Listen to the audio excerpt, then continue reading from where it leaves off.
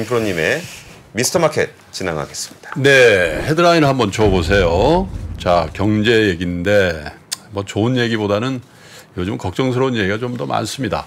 현대경제연구원에서 보고서를 냈는데 한국 경제가 전형적 불황 국면이 예상되고 어쩌면 L자형 경기 침체가 우려되면서 보고서 읽어보니까 무슨 상고하저니 상저하고니 뭐 이런 얘기를 하잖아요. 예. 상저하저가 될 가능성이 있다. 이제 그런 보고서가 나왔습니다. 자, 보고서 제목은 사실은 이렇게 좀 해보자는 거예요. 상저하고 가능성 제고를 위한 경기 회복 모멘텀 확보 절실이다. 이런 이제 제목의 보고서인데 먼저 문제 제기를 한번 했어요. 2분기에 우리 경제 성장률이 전분기 대비해서 0.6% 성장을 해서 전분기 대비해서 좋아졌다 이런 얘기를 했단 말이죠. 예. 근데 이거 착시라는 거예요. 수익 감소에 따른 착시 현상으로 사실상은 역성장이다 이렇게 분석을. 그건 뭐 사실 경제학자가 이 분석을 하는 안목으로는 그렇게 얘기할 수 있을 겁니다. 부문별로 보시면 민간 소비가 마이너스 0.1%고 건설 투자가 마이너스 0.3, 설비 투자 0.2 마이너스, 수출이 1.8 마이너스인데 이 모든 이 경제 성장률의 구성 항목들이 역성장을 했는데 수입이 마이너스 4.2가 나온 거예요. 아까 8월 수출 지표하고 비슷한 거죠. 예. 그죠?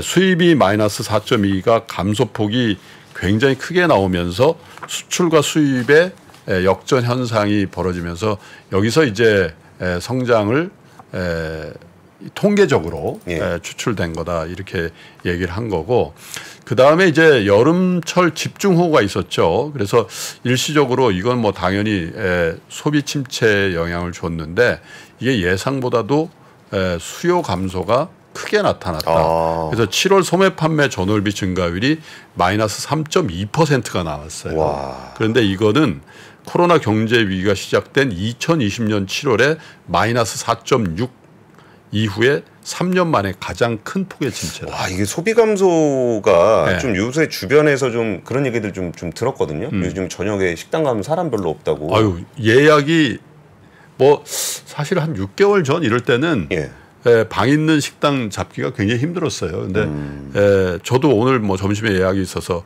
어제 예약을 했는데 그냥 쑥쑥 되더라. 물론 이제 일반화하기는 어렵습니다만 어쨌든 2020년 7월이라는 게 뭐 사회적 격리라든지 거리두기 이런 거 엄청 할 때거든요. 그때 이후로 어쨌든 수요 감소가 가장 소매 판매란 측면에서 가장 두드러지게 나타나고 있다. 이런 지적을 한 거고요. 그다음에 이제 고물가 고금리 등으로 투자 심리가 워낙 악화되죠. 금리가 높다라는 건 투자를 제약합니다. 그냥 은행에 놔두면 4, 5% 주는데 이런 상황이 되는 거니까. 그리고 대출이 7, 8% 하는데 그걸 빼서 무슨 소비라거나 그걸 빼서 투자를 하는 거는 당연히 제약을 받죠. 이런 투자 심리가 안 좋은 상황에서 내수와 수출이 동시에 침체가 되면서 7월에 저는 이게 가장 걱정스러운데 설비 투자가 전월비 8.9% 줄었는데 이게 8.9%? 전월비 기준으로 11년 4개월 만에 가장 큰 폭으로 줄었어요. 7월 달에. 그다음에 사실 경기에 가장 바로 영향을 주는 게 건설이에요. 그렇죠. 왜냐하면 바로 건설 인허가 착공하면은 바로 고용해야 되고 건자재 써야 되잖아요. 그리고 다 짓고 나면 이사 가야 되고 가구 사야 되고 TV 사야 되고. 그래서 경기에 미치는 게 즉각적인 효과, 이거 딱 하나만 보도 건설 경기라는 거 얘기하잖아요. 근데 건설 수주액이 지난 7월에 전년 동기 대비해서 55.3%가 감소했어요. 제가 금요일 날 뭐 예를 들면 주택 시장에 관련된 지표 뭐 인허가 뭐 이런 거 다 말씀드렸잖아요. 분양 이런 거. 이런 거를 반영하는 거죠. 12년 9개월 만에 월간 기준으로 최대 감소폭. 그래서 이게 물론 이제 7월이라는 게 뭐 날씨도 안 좋았고 그래서 그랬을 수도 있습니다만은 어쨌든 굉장히 좋지 않은 지표들이 나오고요. 그다음에 이제 고용 관련해서는 7월 신규 취업자가 전년 동월비 21만 1,000명으로 29개월 연속 증가하고는 있어요. 근데 증가폭 자체는 축소가 된 거고 주력 산업 즉 제조업 및 건설업에 고용 그리고 이제 핵심 연령층이라고 25세부터 49세 취업자가 감소세를 지속하고 있다는 거는 그냥 전반적인 고용의 증가를 상쇄하고도 조금 남을 정도로 나쁜 거다라고 이제 평가를 했고요. 요새 일자리 증가율 보면은 60대 일자리 증가율이 제일 높아요. 그러니까 이제 늘 얘기입니다마는 집에서 이런 상황이 벌어지잖아요. 60대 혹은 그 이상의 연령대 부모님들이 아침에 나오면서 갔다 올게. 좀 쉬고 있어, 아들아. 아들아? 이런 상황이 이제 벌어진다는 거죠. 그다음에 현대경제연구원에서 현재 경기 상황을 보여주는 동행지수 순환변동치, 이게 지금 리얼타임으로 경기를 알려주는 건데 올해 1월에 99.3을 저점으로 5월까지 이게 반등하고 있었는데 6월부터 다시 하락을 하면서 어쩌면 경기 저점이 조금 미뤄져서 나타날 가능성이 있다, 이런 얘기고요.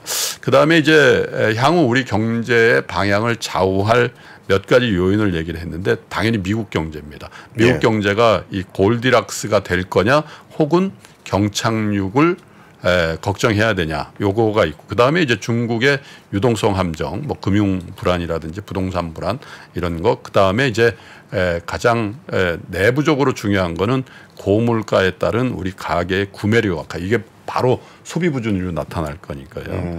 그래서 3분기 현재 2023년 3분기 현재 우리 경제는 내수와 수출이 모두 부진한 전형적인 불황 국면에 위치하고 있는데 다만 이제 경기는 사이클이 있으니까 확장 국면이 있으면 수축 국면이 있고요. 확장 국면의 정점이 과열이고 수축 국면의 저점이 침체예요. 이런 거를 길게 또 짧게 이렇게 반복하는 게 경기죠. 그래서 야, 경기가 어떠냐 이렇게 물어본다는 것 자체가 경기는 변동한다는 거죠. 순환한다라는 의미에서 우리가 경기를 얘기하는데, 다만 이 경기 불황, 이 저점의 침체를 겪고 나서 예를 들면 2020년처럼 강하게 반등을 해주면 괜찮아요. 근데 이제 걱정이 뭐냐면 강한 반등이 아니라 이렇게 V자형이 아니고 U자형도 아니고 어쩌면 L자형의 반등이 굉장히 미미한 그런 경제가 내년에 진행될 가능성이 있다. 근데 이 보고서를 아침에 보면서 지난 토요일 날 LG경제연구원의 LG경영연구원의 노영무 박사와의 인터뷰를 제가 해서 두 편을 올려드렸는데 거기서도 그 얘기를 하시더라고요.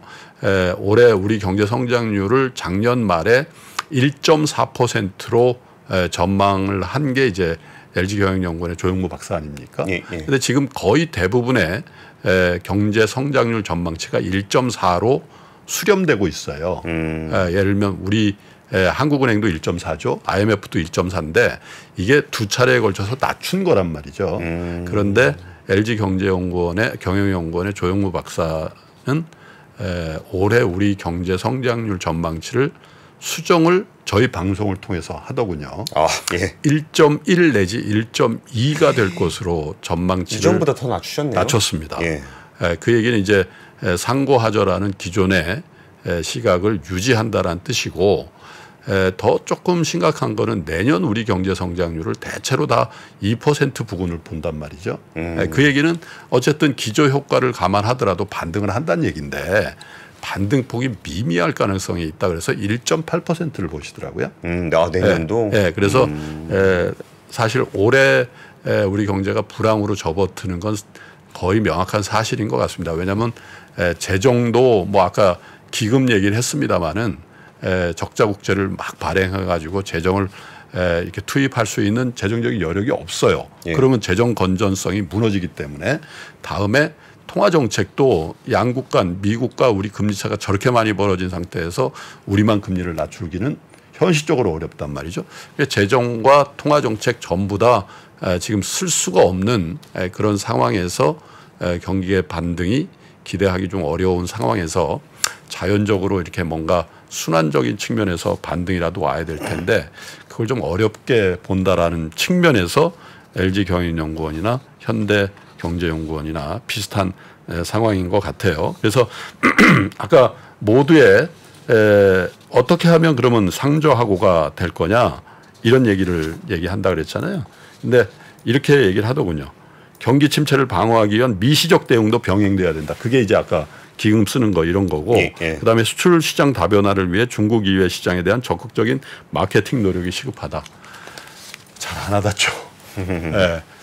뭐 이런 거 노력은 계속 해오고 있는 건데 그게 올해 뭐 하반기에 갑자기 효과를 본다거나 그러기는 어려울 것 같아요. 그래서 전반적으로 경제에 대한 걱정을 굉장히 많이 하고 있는 상황에서 정부의 어떤 경기 대응 이런 것들에 대해서도 조금은 다른 스탠스를 요청하는 그런 민간 쪽의 보고서들이 계속 나오고 있는 상황인데 한번 지켜보시죠. 경기라는 건 순환한다고 말씀드렸죠. 다만 반등할 때 좀 더 강하게 그리고 이렇게 수축 국면에서 조금 덜하게 하는 게 경제 정책 담당하시는 분들의 임무니까 그 부분을 대해서 조금 요청을 드려보고 싶습니다. 예. 저는 주말에 압권에 저기를 올렸었어요. 요즘 금리가 많이 높아지다 보니까 이게 경기가 안 좋을 때 제일 고통받는 분들은 또 이게 사실 약자 그렇죠. 분들이거든요. 근데 그분들이 이제 한번 빚을 못 갚기 시작하면은 나중에 경기가 좋아지더라도 회복할 수가 없습니다. 네. 그래가지고 이제 은행들이 이제 상생금융이라 그래서 뭔가 좀 내가 이렇게 돈 못 갚는 상황이 될 것 같아요. 6개월 정도 지나면 나 못 갚을 것 같아요. 그러면 그거를 또 컨설팅을 해주거든요. 이렇게 뭐 그럼 만기를 좀 연장해 보실래요? 아니면은 이자 상환을 좀 늘려 보실래요? 네. 이렇게 바꿔주는 게 있는데 그런 부분들은 정말 지금 같은 시기에 정말 힘든 분들에게 꼭 필요한 제도인 것 같아서 지난 주말 압권에서 좀 소개를 드렸으니까 그것도 보시고요. 예. 조영무 박사님의 그 인터뷰는 여러분 꼭 두 편으로 구성이 되어 있는데 한 번씩 꼭 참고해서 여러분들의 경제 관련된 뷰를 한번 이렇게 점검해 보시는데 활용해 보시면 좋을 것 같습니다. 예, 알겠습니다. 그러면은 시장 속으로 마켓 인사이드로 넘어가겠습니다. 네. 장 시작 전부터 종료까지 쏟아지는 수많은 뉴스와 정보들. 이 중에서 어떤 것이 투자에 정말 도움이 되는 정보일까요? 3프로의 증시 셔터맨 박근영 마스터가 직접 정보를 선별하고 투자의 힌트를 드립니다. 시간도 아끼고 투자 아이디어도 얻는 시간, 박근영 부장의 마켓 힌트와 함께 하세요. 자세한 사항은 3프로 TV 앱과 홈페이지를 확인하세요.